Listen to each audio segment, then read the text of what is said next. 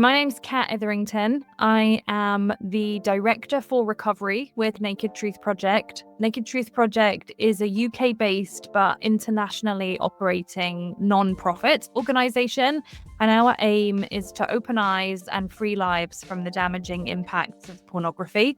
And the work that we do really sits in those two categories. We open eyes, which is about education and awareness. So we talk to school-aged pupils, inviting them to think critically around sexualization in culture, use of pornography and sexting, and all of those kind of age-specific issues that teenagers are facing. We talk to parents about how to help their children navigate and stay safe in the digital world. We talk to communities, we host conferences, we talk to churches and church leaders, all with the aim of starting conversations around these topics in our society. So that's our Open Eyes work, and our Free Lives work is recovery. This is about supporting people who have been impacted negatively by the problematic sexual behavior and pornography use within their relationships or families. We like to say that we don't just pull people out of the river when they've fallen in, but we also work upstream trying to help people not fall into the river in the first place.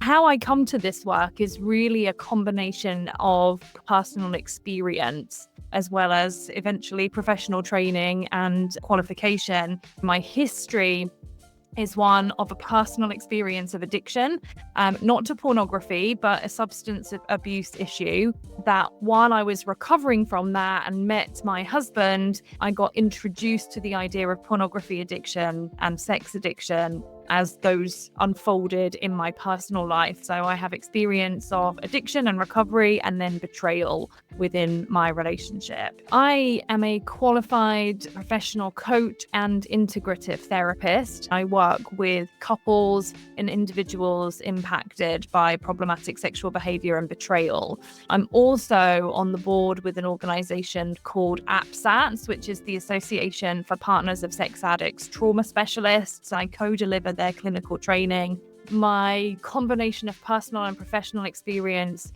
really puts me in a unique position in working with both sides of this. My initial interest was around betrayal and betrayal trauma because of my own experience, feeling like there wasn't a lot of support around. What was there wasn't always helpful, just really feeling like we wanted to fill some of those gaps that we were seeing in the support resources. Defining betrayal trauma helps us to understand what we're even talking about. I tend to go one step back and start by talking about trauma more generally, because actually I think it's really helpful for people to understand that even the word for trauma actually comes from the Greek word for wound. That highlights for us the reality that trauma is not like the thing that happens, which is how a lot of people tend to think about it. They think, oh, getting shot or being part of a terrorist incident, that's a trauma. The word for trauma coming from that root word for wound is really highlighting the fact that the trauma isn't the thing that happens. The trauma is the wounding effect that thing has on us or on the individual experiencing it. It's the wound that's left behind by that experience. The first use of the words betrayal trauma came from a researcher by the name of Jennifer Freyd. She talked about a betrayal trauma being when a person or an institution on which a person depends for survival significantly violating that person's trust or well-being. Her initial use of that language was around children who had a dependency on a caregiver who maybe experienced something unsafe in that relationship. And then Barbara Steffens and the folks at APSATS and the early pioneers in the sexual betrayal field began to expand that concept. So if I was defining betrayal trauma in the context of sexual betrayal, I would say that it's a relational or attachment trauma that occurs when there is a reasonable expectation of safety and trust and fidelity within a relationship, which that trust is later betrayed in a significant way. The key to the betrayal aspect of this is that there is an expectation of one thing and then something else is happening. When thinking about common symptoms of betrayal trauma, at APSATS, we talk about the multi-dimensional impact of that. So different people categorize symptoms or effects of trauma differently. When I was thinking about this, I was thinking there are some sort of common experiences that might fall into different categories. The most obvious of the symptoms will be related to things like emotions. Trauma comes with big emotions. You don't just feel angry, you feel rage. You don't just feel sad, you feel depressed and even suicidal. You don't just feel little feelings, you feel big feelings. A key characteristic of trauma is the triggering that comes with that. So a trauma trigger is like an event that happens in the present that reminds you of the traumatic experience, that will cause you to kind of relive that in the moment. And that can be a really key characteristic of trauma. With betrayal trauma, we see a lot of that, where actually even the person who betrayed me, just their presence in the space can be a trigger and remind me of what's happening. We see a lot of anxiety, big feelings around just feeling on edge, and hypervigilance, which is that kind of constant state of high alert, waiting for something to happen. There are emotional symptoms, there are physical symptoms, digestive issues, inability to sleep. I think about trauma as like your whole system is activated all of the time. So you'll see things like heart palpitations, increased heart rate, excessive sweating as physical symptoms. Then you'll get cognitive symptoms. So trauma impacts the way we think, and that will show up as kind of all or nothing thinking. You'll hear people who have experienced betrayal using language like, all men look at pornography, which of course feels true, but is not objectively the truth. So that kind of black and white, all or nothing thinking can show up. And other stuff around shame and kind of feeling not good enough can show up, as well as blame and kind of trying to make sense of the situation. A lot of partners will take on a lot of self-blame. Something that I don't hear talked about too much is the kind of existential impact that a chronic experience of betrayal can have. And when I talk about this, I sometimes ask people to imagine you've been married for 25 years and you thought your relationship and your husband or partner was one thing, and now you find out that it's something else. That really destabilizes your whole sense of what reality is. If this thing, the most important, the person I'm supposed to know most, isn't how I thought they were, then that can really destabilize your sense of, do I even read the world right? That can be a real existential threat to our sense of identity, what we know about ourselves and the people around us. So there's lots more ways that all of that shows up. I would say those are some of the main categories.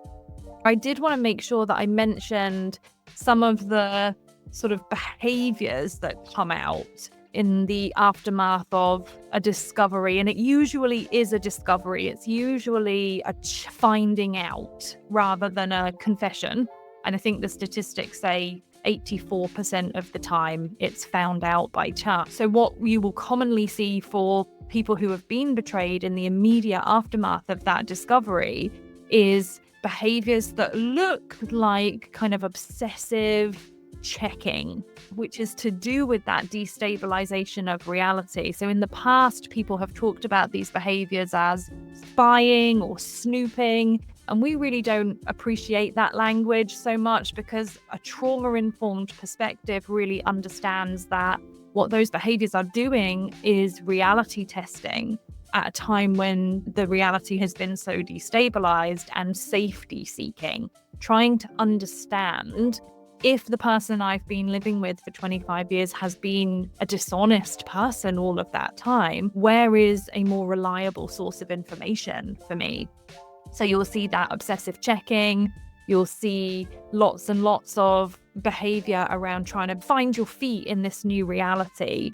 And so sometimes that looks like control, but that control is an effort at safety seeking. Accountability software is actually one of the ways that you can relieve the betrayed partner of the need to be like a human accountability software.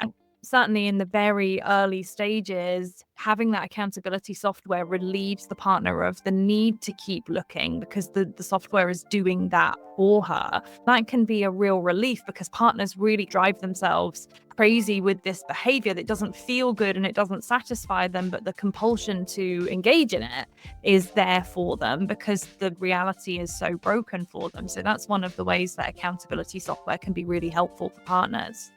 I would say that the way that we as an organization think about hope for betrayed partners is kind of a twofold proposition, because it's always really wonderful when the person who is committing the betrayal chooses to recover and heal their relationship. We love that and we are for that, and we want that for people who are willing to do the work. And healing from betrayal trauma does not depend on anybody but you. We would consider a success to be one whole and healthy person, even if the relationship doesn't survive. So we know that hope and healing is available to every person who has experienced betrayal, whether their partner chooses healing for themselves and the relationship or not. In terms of how that looks and how we overcome betrayal trauma, there are some sort of key markers along that journey that I wanted to talk about, because at AppSats we use a 3-stage approach to trauma healing. Safety and stabilization is your first stage. That's about getting a hold of the crisis that is unfolding in your life, doing things that minimize the likelihood of ongoing trauma and ongoing lack of safety. So we're dealing with those kind of big emotions. We're learning emotional regulation techniques, trigger management techniques. We're learning about things like boundaries and how to protect myself from ongoing issues within the relationship or even outside of the relationship. In stage 1, safety and stabilization, there's a lot of just validating that person's experience as real. Stage 1 is really about getting things back to a place where we can do some of that deeper work, which happens in stage 2 and 3. So stage 1 is safety and stabilization. Stage 2 is remembering and mourning. That is exactly what it sounds like. Lots and lots of grief work in stage 2 and really coming to terms with the reality of what has happened in your life. So I sometimes talk about like stage 1 is there's been an earthquake. Let's make sure nothing else is going to fall down and hurt you. Stage 2 is, okay, now we need to pick through the damage and understand what's happened and make sense of what's broken beyond repair, what might be reusable in some way, and what made it through safely. And that's a process that doesn't feel like a lot of fun for a lot of betrayed partners. Whenever I talk about this, I always think about how if they're going to skip a stage, it would be this one, because this is less active and more reflective. This can feel more or less appealing. Whereas in stage 1, there's like stuff to do. In stage 2, it's more about taking stock of what's happened and working through that grief and loss that comes with this experience. They're not super linear, neat, boxed off stages, but rough kind of guidelines. In stage 3, we're looking much more towards reconnection and post-traumatic growth. This is about integrating the experience of betrayal into the bigger picture of someone's life. So this is where they're reconnecting with life, they're finding joy again, they're finding meaning and purpose, maybe giving back and helping others, as so many of us end up doing. I sometimes talk about stage 3 as, in stage 1, betrayal is like the headline of your life. If your life were a newspaper, it would say nothing but betrayal, trauma, and overwhelm. In stage 3, we're looking for, this is now a story on page 7 of the newspaper of your life. It may be a big feature and it may take up some space, but it isn't the whole story of your sense of identity and your experience and narrative about your life. And so stage 3 is really cool because this is where you see people really start to re-engage with life, whether their relationships have survived or not. I've had clients who have literally conducted funerals for their old marriages in that stage 2 work. I'm a big fan in stage 2 of, when you think about grief in the sort of traditional death sense, there are lots of rituals around losing a loved one that help us mourn. They help us go on this kind of process of mourning. So we do a lot of that in stage 2 with betrayal, because you don't get a funeral for a marriage that doesn't exist anymore. You can actually do some of that stuff for yourself. And so we do quite a lot of ritual and kind of creative expressions of grief in that stage. I have seen couples and individuals have funerals for the marriage that will not exist anymore. Sometimes that makes way for a new marriage, and sometimes it's just about saying goodbye to this thing that can't survive. When you skip stage 2, here's the truth. Stage 2 stays with you. When you try to avoid that deeper work, when you try to avoid the pain, which is really what stage 2 is about. It's about getting into the pain and contextualizing and making sense of it. Then the pain will follow you. One of the disempowering features of trauma is that it is a powerless and choiceless experience. It, by its very nature, it's a disempowering experience. So when you get hijacked by emotion, when you get triggered in stage 1, and triggers will happen throughout, but they're predominant in stage 1. And in stage 2, when that grief sneaks up on you, or if you don't deal with it and you think you're in stage 3, but it keeps coming back and popping up, then you will have that same feeling of disempowerment because you're not making the choices to engage with that. So I always try to frame stage 2 as, yes, it sucks. I'm not going to lie and pretend that it's fun. If you can find your agency and say, actually, I choose to do work in stage 2, then you will maintain your position of choice and power, which is so key for trauma recovery. Whereas if you skip it, it has the choice and the power over you, and we don't want that. There are some things that you should definitely avoid saying to a betrayed partner. And that would be really anything that might fall into the category of, what did you do to cause this?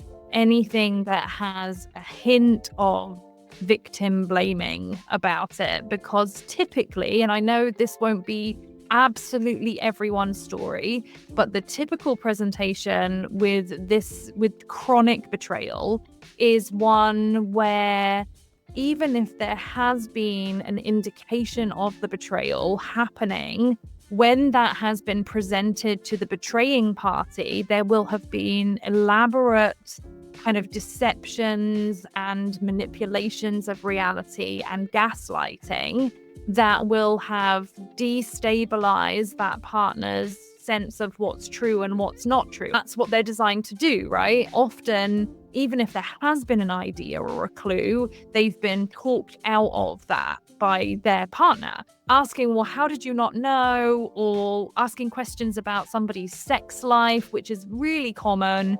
What people, I think, are doing when they hear somebody else's betrayal story is they're immediately trying to make sense of it for themselves. That will come out through the things that they will say to the betrayed spouse. That can be really, really damaging, because what is also happening at the same time is the betrayed person is trying to do the same thing. They're trying to make sense of their own experience. So if you say to them, well, might it be that you're not having enough sex within the relationship? They might really internalize that as a self-blame or something over which they really could not have had any control. Because when you're talking about pornography use and sexual betrayal at the levels of addiction and compulsion, there's no amount of real life sex that will stop that from happening, because it's not really about sex. It's really about a whole bunch of other stuff. I would say really anything that helps the betrayed take on too much responsibility for the betrayal themselves is not going to be helpful.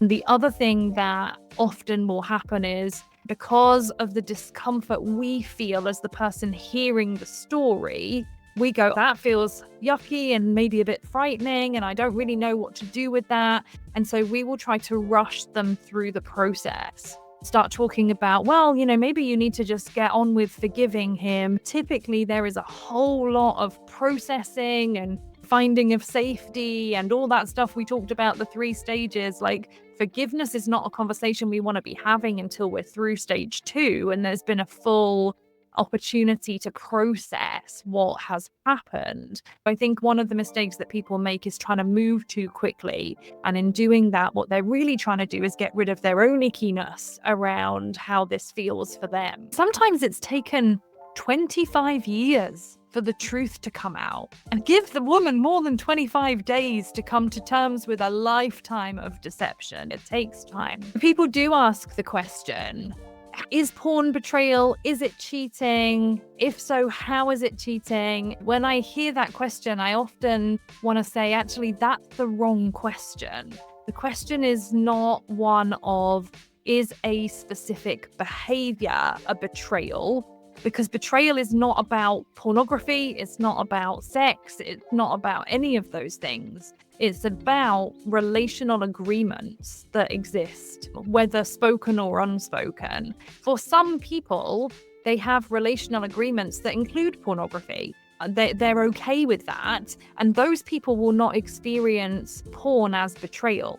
Because it's not about the porn, it's about the relational agreements that exist. I think it's really, really important to acknowledge that many people have explicitly or implicitly created agreements in their relationship that include monogamy in a way that also includes pornography use, or chatting with people on the internet, or accessing chat rooms, or any of those non-contact sort of sexual behaviors.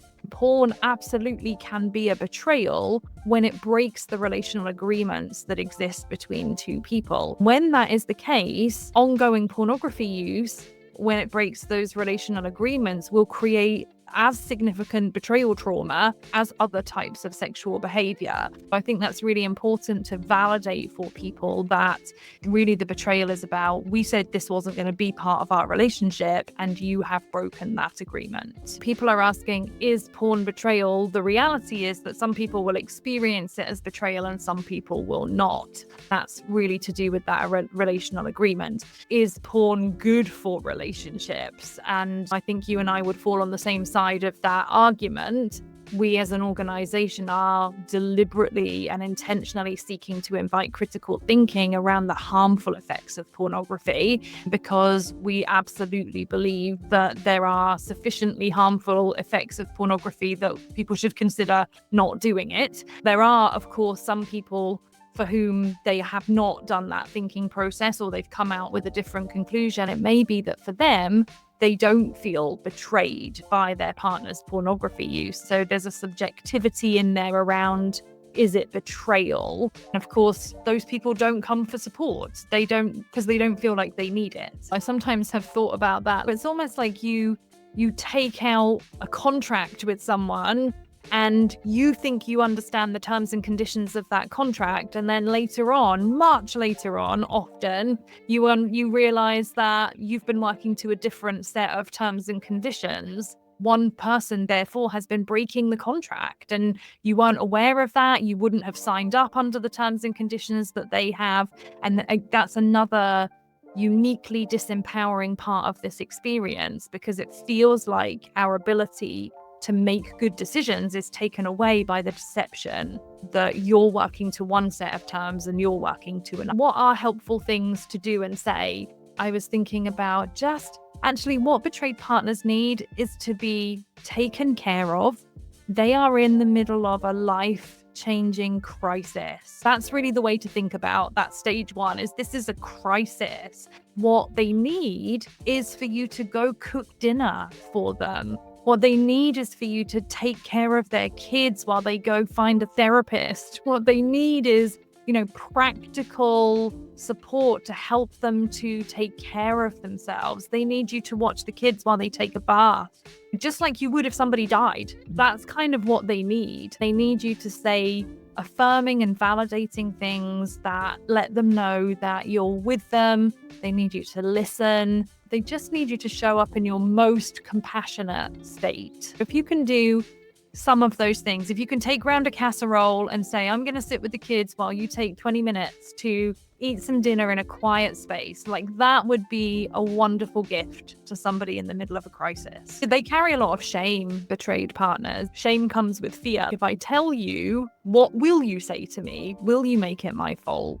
Intuitively, no, we don't need you to tell us that. So there's a lot of self-protection that will happen that will stop them from reaching out. Sometimes you don't even need to talk about it. You just need to say, hey, I know you're going through something. Let me take something off your hands while you do it.